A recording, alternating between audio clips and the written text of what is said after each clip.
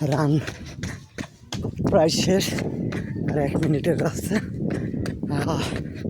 Overall 50 minute plus run করছি আজকে, একটু স্লো রান প্রথম, যেহেতু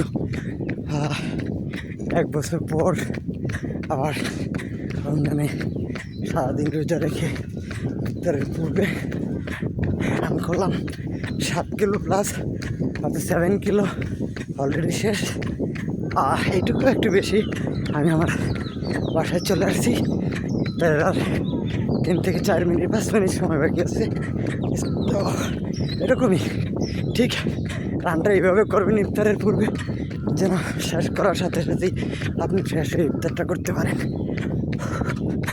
এই আমি আমার বাসার কাছে চলে আসছি।